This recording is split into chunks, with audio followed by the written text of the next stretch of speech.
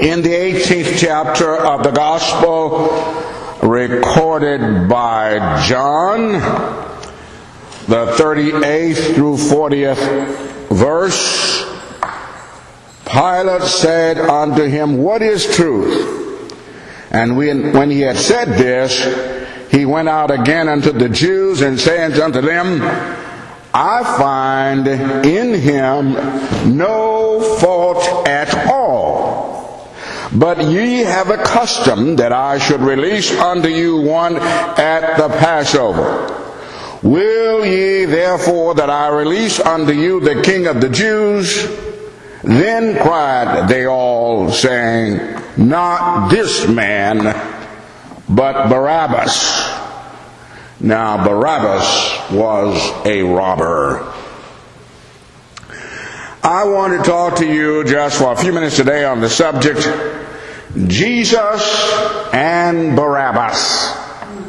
The choice is yours. Jesus and Barrabas. The choice is yours. Now, I want this to be a kind of light-hearted sermon, not all that academically challenging and profound, not all this stuff for you to remember.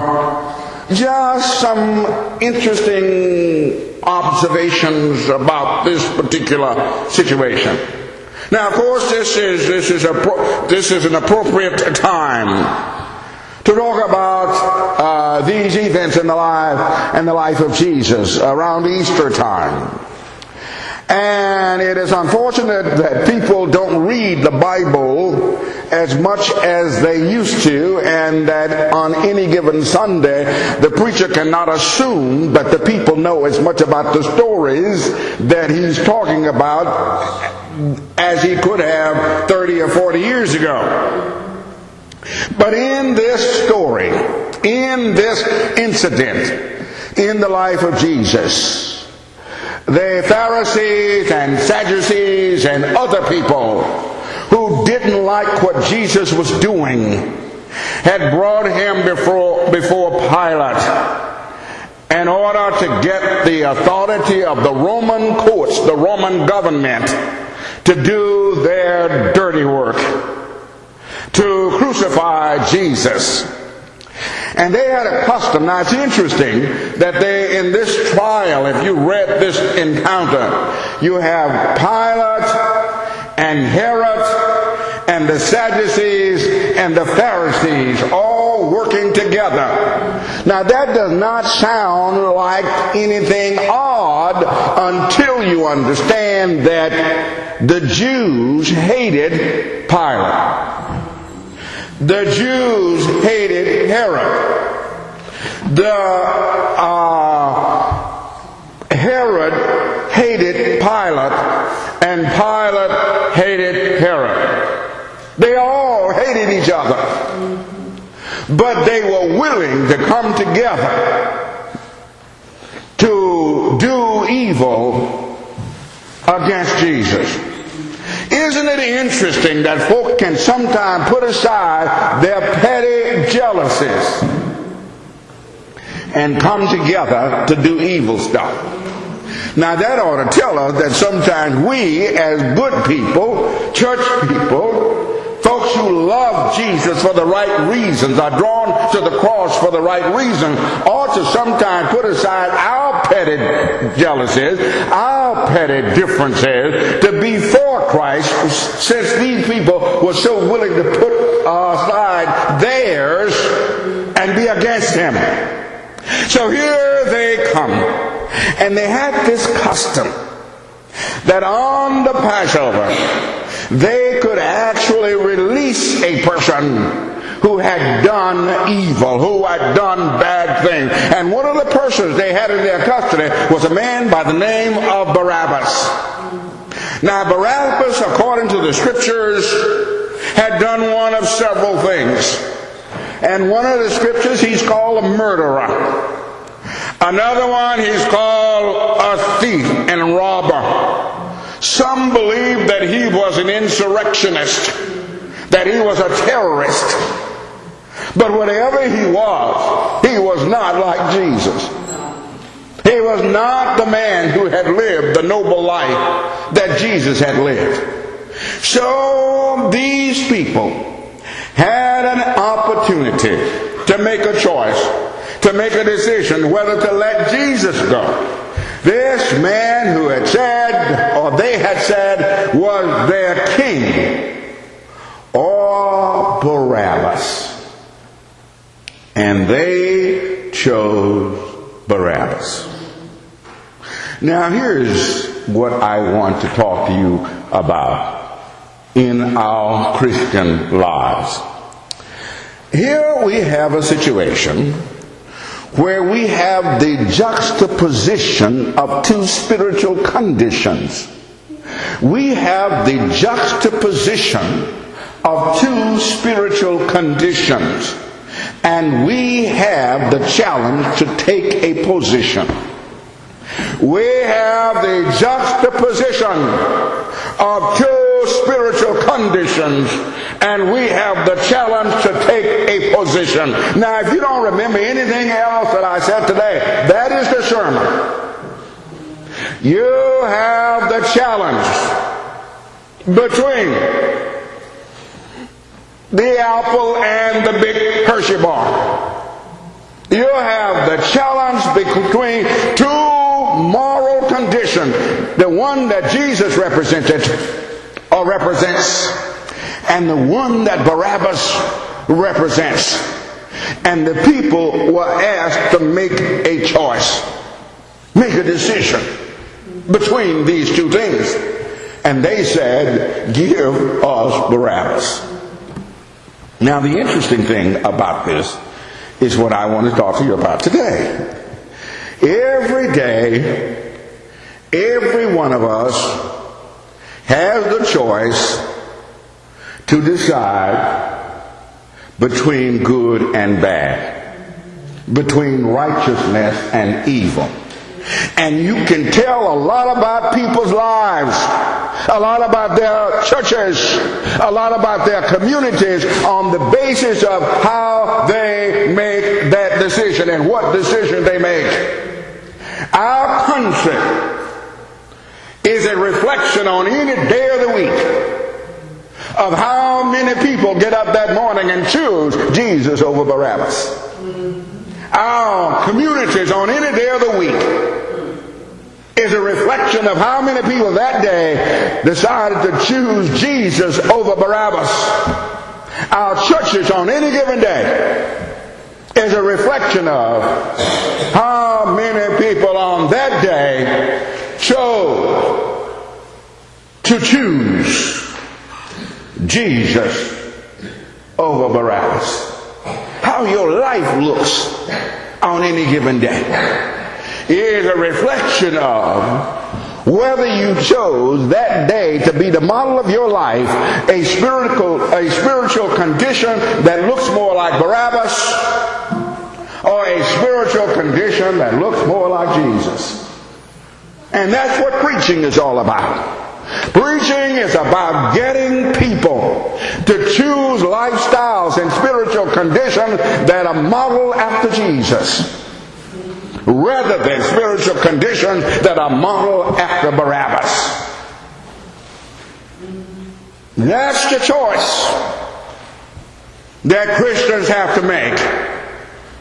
That's the choice that a young man has to make to get up and bring his children to church on Sunday. Whether I am going to try to bring my children up, regardless of what I've done the night before, without how tired I am. But I have to make a decision of whether I want to bring my children up in a world where they model after Christ, or in a world where they model after Barabbas. It's a choice that we make. It's not always an easy choice. And it is not always a choice that is, when I say easy, I don't necessarily mean that it is difficult to make the choice. It is sometimes difficult to follow the choice. You know, we ought to make these choices when it comes to the important things of our lives. We ought to make the choice between Jesus and Barabbas when it comes to choosing our professions. You know, I was lecturing in West Virginia a few years ago, and there was a kid in the audience. He was allowed to come because his mother, he was the son of one of the administrators. And so he was allowed to come to one of my lectures. It was for adults. And so I engaged him in conversation, and he asked me a question. He said, "Tell me, how is it?" And he said, "Do you understand the pressure that is on young people to be rappers and to be athletes and to make all of that money?" He said, "You don't understand the temptation involved in doing the things that we do to make money. How that money is out there for us, and that we're tempted." And I like talking to young people, young, teenagers, because they're so stupid. And I like to talk to them. You can only tell kids how crazy they are when you let them talk to you. So I love talking to them. They're not all stupid. They're just naive. And part of the reason young people are stupid is because we have been quiet and allowed them to be stupid. That's why they're stupid. They don't know anything about life because we assume that because they're young and they know about computers, that they know about life. Well, you can't learn about life on a computer. You can know about the computer. So, because they know some things that we don't know, we acted as if they knew what we did know. So this kid said to me, "We are tempted to make all of this money." Well, first place, most of them don't make any money being stupid. That's the first thing. And I said to this kid, I said, "Do you think you all are the first generation of black children?" This is a young black man. And he was talking about black children selling drugs and all of that stuff. And he was trying to get me to understand why they did it. And I said to him, "Are you crazy enough to think that you all are the first generation of black people who had a chance to do evil things and make money?" How crazy is that? To think that this generation of black children, or white children, or Asian children, or Hispanic children, that this is the first generation of children who had to turn down money in order to be right and righteous. Do you think that I, with my intelligence, my ability to speak, do you think that preaching is the only thing I could do? How crazy is that? To think that being a college teacher is what I was, first job, was the only thing that I could do. It is not the only thing that I could do. It is the best thing that I could do. Not necessarily the thing that I could be best at. It was the best thing that I could do, because it is the thing that I understood that God had best prepared me and given me the talent and the gift to be. And it was never about money. So I said to this young man, that is a choice that people have to make. They have to choose whether I'm going to live my life in a meaningful way that is in line with what I think that God has sent me here to do, or whether I'm just going to run after money and after glamour. And I can assure you that I have lived long enough to see what happened to the people who lived their lives in the pursuit of glamour and money, irregardless of, or with no regard to righteousness and what God wanted them to do. I have seen what has happened to them, and it's not a pretty picture. So when it comes to choosing the path of your life, I think it is very important for us to take these choices very seriously. I have decided, we used to sing in the church, I have decided to make Jesus my choice. And I have never regretted that choice. I have never regretted that choice. And when I used to tell my students that I turned down the opportunity to try out to play professional baseball, and they said, aren't you sorry you didn't make all that money? I have never regretted that choice. When I'm around my friends, and I have several friends who have been professional athletes and they have now retired. I was with one just a week ago. Spent 2 days with him and his father. His father was a professional football player in the Canadian League, is in the Canadian Hall of Fame.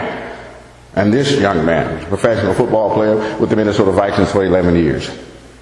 I was with both of them. 2 days.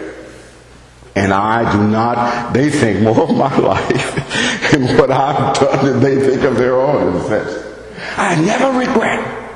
Because my life at this age and at this day is as wonderful as anybody's life. You say, well, you don't have the money that the professional athletes have. I have just as much money as anybody in the country. Just as much money now. I want you to listen very closely. I have just as much money as anybody in the country. You said, you mean to tell me that you have just as much money as anybody in the country? I want you to listen closely. Yes, I do. And here's why. They have enough to do what they want to do, and I have enough to do what I want to do. So in a sense, every one of you who have enough money, I don't care whether you live on a fixed income of a few $100s a month, if that is enough money to do what you want to do at this point in your life, you have enough, you have as much money as anybody else because you have enough to do what you want to do. Now that gives you a new perspective on money, doesn't it? You say, well, you have as much money as Bill Gates. Yes, I do. I have enough to do what I want to do, and he has enough to do what he wants to do. So, I have never regretted that I chose Jesus. Now, we should choose Jesus in our professions. We should choose Jesus in our lifestyles. We should choose Jesus in our attitude. We should choose Jesus. Now let me tell you one other thing about this story that it occurred to me when I was putting together in my head the final thoughts for this presentation. This is an interesting story, and I'm going to tell you something that you have never heard before. Oh, I'm sure you've never, well, I think you've never heard this before. So you say, oh, we're going to hear something that we have never heard before about this particular story.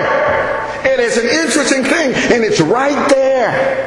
But I have never heard it before, and you have never heard it before until this day. You say, what in the world is this? Well, here's what it is.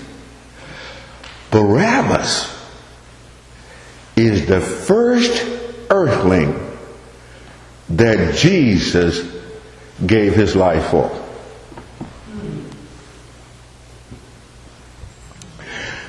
Barabbas was to die, and Jesus took his place. So in a sense, it's kind of a technical thing here. In a sense, Barrabas becomes the very first person that Jesus died to save.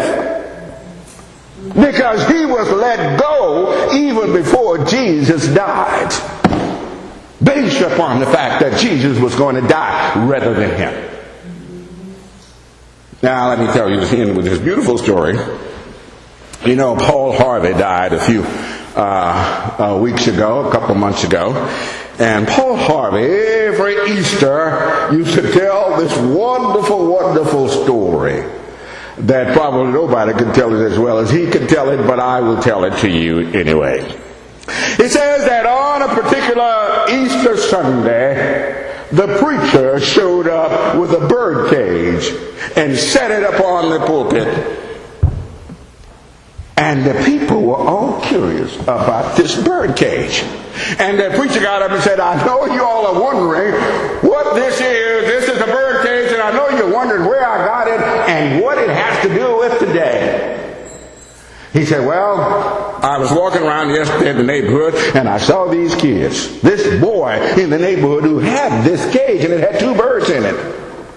And he said, I asked him, and he was just playing with the birds, and he was just seeming like he was going to hurt them. And said, I asked him what he was going to do with the birds, and he said he was just going to play with them. And then I said to him, what are you going to do when you finish playing with them? When I get tired of them, I'm going to open up the cage and let the cats get them. He said, you're going to destroy? He said, yes. And then he said, I asked him how much did he want for them. And he said, well, you wouldn't buy them, would you? He said, yes, I want to buy them from. He said, they're not worth anything. He said, well, how much you want for them? He said, these birds are not worth anything. They can't sing. They're not beautiful. They're just ugly old birds. What do you want with them? He said, how much you want for them? He said, give me $1 a piece for them. And he said, he bought the birds. This preacher bought the birds and then took them a distance out and opened up the cage and let them go. And he said, now this story reminded me of Jesus. He said, you see, the devil had us in a cage. Said we were caged up, and the devil had us. The devil was playing games with us and doing all kind of dangerous, nasty things with us. And Jesus came one day and said to the devil, what are you going to do with those people? And the devil said, oh, I'm just going to play with them. I'm just going to be amused by them. I'm going to watch them fight each other and kill each other. And then Jesus says to them, what are you going to do with them then? He said, oh, I'll just rest a while and then let them go at it again. He said, finally, when you get bored with them, when you get tired of them, what are you going to do with them? He said, well, by then, either they'll kill themselves by then, or I'll kill them. And so Jesus says to the devil, what do you want for them? And the devil said, what do you mean? He said, what do you want for them? I'll buy them from you. And the devil said, oh, it wouldn't be a good thing for you to buy them. They're not worth anything. They will break your heart. They'll disappoint you. They will discourage you. They will dishearten you. They will disgust you. You don't want these human beings. They're not worth your trouble. And Jesus said to him, what do you want for them? And the devil said, give me your life for them. And Jesus said, okay, I'll die for them.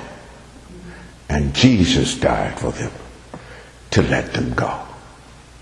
And the preacher said, and that's why I brought this cage, to give you an example, to tell you that Jesus has died for your sins. In a sense, we are all Barrabas. We've all sinned and come short of the glory of God, every one of us. And Jesus decided to die and open up the cage and let us go free. Free because of the blood of Jesus.